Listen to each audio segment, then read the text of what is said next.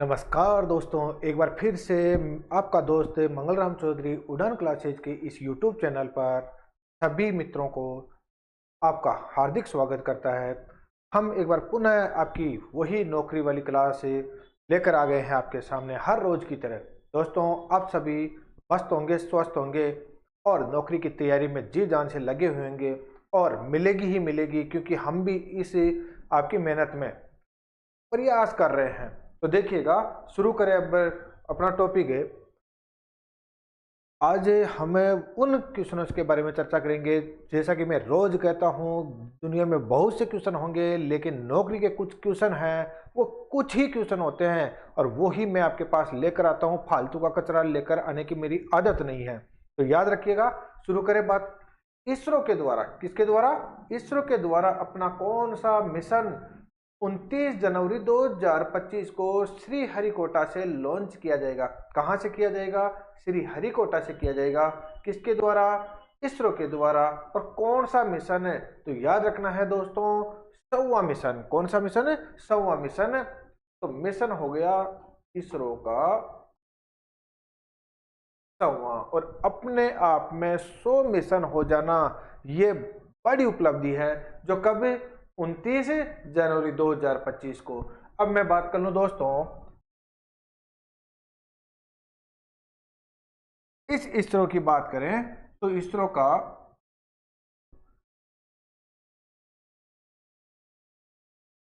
Indian space research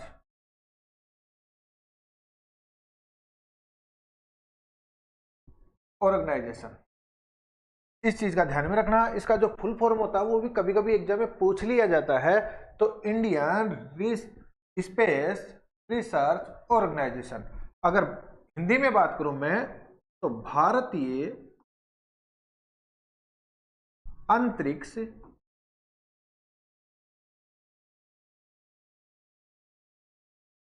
अनुसंधान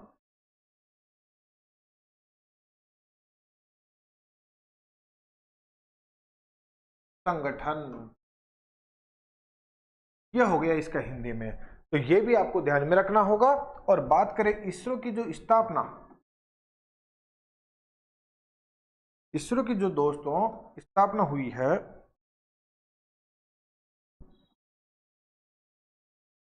स्थापना ऐसे तो 1962 को हो गई थी, लेकिन वास्तविक रूप से कब हुई है? 1969 को। कब हुई है? 1969 को हुई है। और कहां पर? तो याद रखना है, कर्नाटक। इसका जो मुख्यालय है वो कहां पर है दोस्तों? कर्नाटक। कर्नाटक के कौन से शहर में?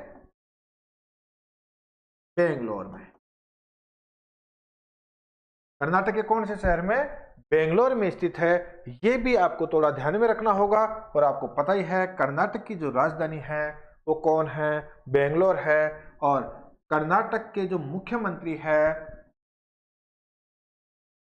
सिद्धारमैया, ये भी आपको याद रख लेना है। चलिए, इससे संबंधित हम और जानकारी प्राप्त करते हैं। आपको अगर हम बात करें तो देखिएगा, इस मिशन का उद्देश्य क्या है? उद्देश्य की बात करें तो भारत और उसके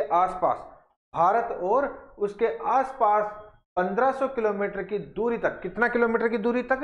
1500 किलोमीटर की दूरी तक सटीक स्थिति, वेग व समय की जानकारी देगी ये मिशन। याद रखना है, ये मिशन कहां से होगा? श्रीहरिकोटा के सतीश धवन केंद्र से। कौन से है? सतीश धवन केंद्र। और ये कहां पर है दोस्तों? आपको पता है, आंध्र प्रदेश। अंतरिक्ष केंद्र से लॉन्च किया जाएगा। तो किससे? श्रीहरिकोटा के सतीश धवन अंतरिक्ष केंद्र से लॉन्च किया जाएगा। जबकि इसके तहत GSLV, एक तो होती है दोस्तों GSLV और एक होती है PSLV। तो ये किसके द्वारा किया जा रहा है? जीएसएलवी के द्वारा। किसके द्वारा? जीएसएलवी के द्वारा। जीएसएलवी एफ 15 रॉकेट लॉन्च किया जाएगा, जो कि NVS-2 उपग्रह को जियो सिंक्रोनस ट्रांसफर ऑर्बिट में स्थापित किया जाएगा। ये आपको ध्यान में रखना है। Note, GSLV F 15 rocket GSLV श्रृंखला की कौन सी है? 17वीं उड़ान होगी। कौन सी होगी? ये 17वीं उड़ान होगी। और ये स्वदेशी क्रायोजेनिक स्टेज की 11वीं उड़ान होगी। ये भी आपको ध्यान में रख लेना है। लेकिन महत्वपूर्ण क्वेश्चन क्या है कि कौन सा मिशन होगा? ये 100वां मिशन होगा, जो कहां से होगा? सतीश धवन केंद्र से होगा, और ये श्रीहरिकोटा। चलिए आगे देखते हैं। ये NVS 2 उपग्रह भारतीय नेविगेशन प्रणाली NAVIC का हिस्सा है, जो कि दूसरी पीढ़ी का क्या है दोस्तों? उपग्रह है। 15वां राष्ट्र। चलो, ये तो हो गया किसके बारे में? इसरो के बारे में। किसके बारे में हो गया था? इसरो के बारे में हो गया था। और ये जानकारी भी आपको याद रख लेनी है। बढ़ते हैं दोस्तों अगले क्वेश्चन पर। 15वां राष्ट्रीय मतदाता दिवस, ये बार बार एग्जामों में पूछा जाता है, कौन सा राष्ट्रीय मतदाता दिवस? तो 15वां राष्ट्रीय मतदाता दिवस मनाया गया है। तो आपको पता है ये कब मनाया गया है? 25 जनवरी को। कब मनाया गया है? 25 जनवरी को। क्योंकि राष्ट्रीय मतदाता दिवस हर साल कब मनाया जाता है दोस्तों? 25 जनवरी को। और ऐसा कब से शुरू किया गया है? आपको भी पता है, 2011 से। पहला राष्ट्रीय मतदाता दिवस कब मनाया गया था? 2011 को। और ये कौन सा हो गया है? 15वां हो गया है, जो हाल ही में कब 25 जनवरी को मनाया गया है। तो इसके बारे में देख लीजिएगा नीचे। इस साल मतदाता दिवस का विषय का जो विषय है वो क्या है? Nothing live waiting, I vote for sure. ये इसका क्या है? इस साल का थीम, या यूं कह लीजिए विषय रखा गया है। ये भी आपको ध्यान में रखना है। तो पहला मतदाता दिवस कब है? 2011। तो पहले की अगर बात की जाए तो 2011 को, और अगर वर्तमान की बात की जाए तो 2025 को, 25 जनवरी को। और आपको ये भी पता है कि मतदाता दिवस सामान्यतः हर बार कब मनाया जाता है? 25 जनवरी को ही मनाया जाता है। तो एग्जाम में अगर ऐसा क्वेश्चन आ जाए कि मतदाता दिवस कब है, तो 25 जनवरी को है। चलो, इससे संबंधित आपको जानकारी मिल गई। आगे बढ़ते हैं दोस्तों। आईसीसी ने 2024 के लिए सर्वश्रेष्ठ test player of the year खिलाड़ी चुना गया है। सर्वश्रेष्ठ कौन सा भाई? और आपको पता है ये किस, इनमें से कौन आएगा आंसर? जसप्रीत बुमराह। किसको? जसप्रीत बुमराह को 2024 का सर्वश्रेष्ठ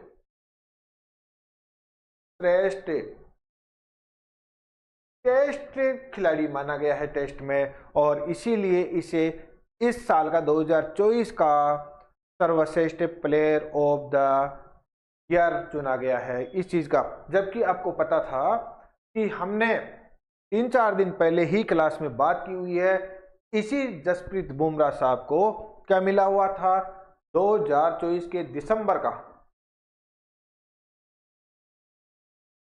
मंथ का सर्वश्रेष्ठ खिलाड़ी चुना गया था। यह भी आपको पता है। तो देखिएगा कौन हो गया? जसप्रीत बुमराह। और आपको यह भी ध्यान कर रखना है, टेस्ट में इस समय आईसीसी द्वारा जो रैंक जारी की गई है खिलाड़ियों की, उसमें पहले स्थान पर कौन है? तो पहले स्थान पर है दोस्तों जसप्रीत बुमराह। यह आपको पता है। और चलते हैं, बढ़ते हैं अगले क्वेश्चन की ओर। उससे पहले आपको जानकारी के तौर पर पता ही होगा कि आईसीसी का अध्यक्ष कौन है? अध्यक्ष है जय शाह। जो पहले अपने भारतीय क्रिकेट कंट्रोल बोर्ड के भी क्या रहे हुए हैं, अध्यक्ष रहे हुए हैं। चलिएगा बढ़ते हैं अगले क्वेश्चन की ओर। आईसीसी ने 2024 के लिए किस महिला प्लेयर को वनडे क्रिकेट की प्लेयर ऑफ द ईयर, यहां पर कौन सा है भैया, पुरुष है और महिला को देखिए क्रिकेट में नहीं चुना गया है, आपको इतना ध्यान में रखना होगा वनडे क्रिकेट में। और वो कौन है इनमें से, स्मृति मंदाना। कौन है, स्मृति मंदाना। तो भारत की तो निकल पड़ी, भारत के दो प्लेयरों को, एक को महिला के रूप में और एक को पुरुष के रूप में, एक को टेस्ट के रूप में और एक को वनडे के रूप में। वनडे के रूप में किसको दोस्तों, स्मृति मंदाना। जबकि आपको यह भी पता होगा एनाबेल सदरलैंड कहां की खिलाड़ी है, ऑस्ट्रेलिया की है। और इसको जसप्रीत बुमराह जब पुरुषों में दिसंबर 2024 मंथ के लिए चुना गया था सर्वश्रेष्ठ, उसी दिसंबर के लिए महिलाओं में कौन चुनी गई थी, एनाबेल सदरलैंड भी चुनी गई थी। ये भी आपको ध्यान में रखना है। तो पुरुषों में तो हो गए, टेस्टों में जसप्रीत बुमराह और महिला में कौन सी हो गई है, स्मृति मंदाना। तो आपको याद रखना है, क्या याद रखना है, देखिएगा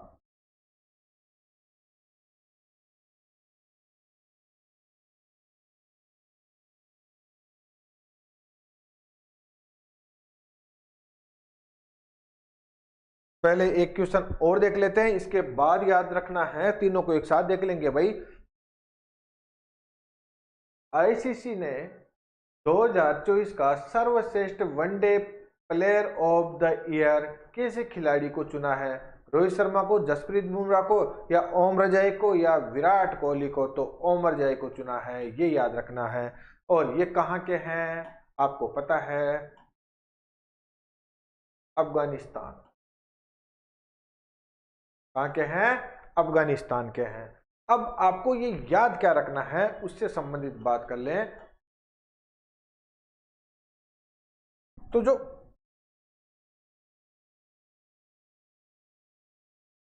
आईसीसी है, इंटरनेशनल क्रिकेट काउंसिलिंग है, वो जो है 3 आधारों पर याद रखना है आपको। एक तो किसके लिए, टेस्ट के लिए, एक किसके लिए, वनडे के लिए, और ये भी किसके लिए, वनडे के लिए। लेकिन यहां पर क्या है, मेल, और यहां पर क्या है, फीमेल के लिए। और ये तो पता ही है आपको, टेस्ट में कौन, मेल के लिए। अगर मैं बात करूं तो ये किसकी बात हो रही है, 2024 की, 2024 की। मेल में किसको दिया गया है, मेल में दिया गया है जसप्रीत बुमराह को।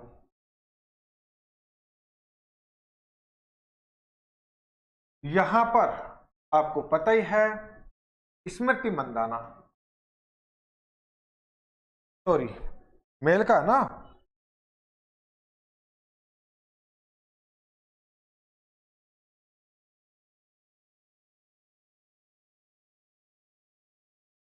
ओमरजाई, इसको दिया है ओमरजाई को। और अगर फीमेल की बात करूं तो किसको, स्मृति मंदाना। ये आपको याद रखना है। जसप्रीत बुमराह किससे संबंधित है, भारत से। ओमरजाई किससे संबंधित है, अफगानिस्तान से। और स्मृति मंदाना कहां से है, भारत से है। तो दोस्तों ये आपसे पूछा जाए तो आपके सामने ये रहा, चाहे तो आप स्क्रीनशॉट ले सकते हो। आईसीसी का 2024 का player of the year, of the year चुना गया है। बढ़ते हैं अगले क्वेश्चन की ओर। देखो दोस्तों 27 जनवरी 2025 को, 27 जनवरी 2025 से यूनिफॉर्म सिविल कोड लागू करने वाला स्वतंत्र भारत का पहला राज्य कौन सा हो गया, पहला राज्य। तो आपको पता है 27 जनवरी से ही, कब से, 27 जनवरी से ही, यानी कि कल से ही uniform civil code, uniform civil code, UCC, uniform civil code लागू करने वाला स्वतंत्र भारत का कौन सा राज्य हो गया है? तो आपको पता होगा कौन है, उत्तराखंड। कौन है? उत्तराखंड। अगर बात करें तो देखो आंसर क्या है दोस्तों, उत्तराखंड हो गया है।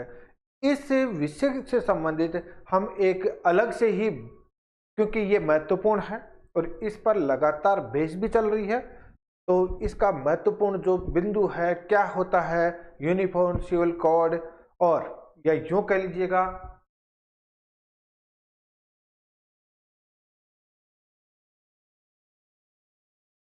भारतीय सम्मान नागरिकता। तो ये क्या होती है, संविधान के कौन से हिस्से में दिया गया है, इससे संपूर्ण जानकारी हम एक अलग से क्लास में बना रहे हैं ताकि आप उसे और अच्छी तरीके से समझ सके। तो आशा है आज के जो महत्वपूर्ण जो करंट जीके से संबंधित मुद्दे रहे हैं वो आपको समझ में आ गए होंगे। दोस्तों, हम आपके सामने वो कचरा नहीं रख सकते जो आपका समय खराब करे, हम वही महत्वपूर्ण बिंदु रखेंगे जो आपके एग्जाम में आएंगे ही आएंगे, ये समझिएगा। अगर आपको ये क्लास अच्छी लगी है तो लाइक करना ना भूले, शेयर करना ना भूले, और सब्सक्राइबर तो आप आशा है कर ही चुके होंगे। तब तक मुझे दीजिएगा इजाज़त, मिलते हैं फिर अगली क्लास में। ठीक है, धन्यवाद।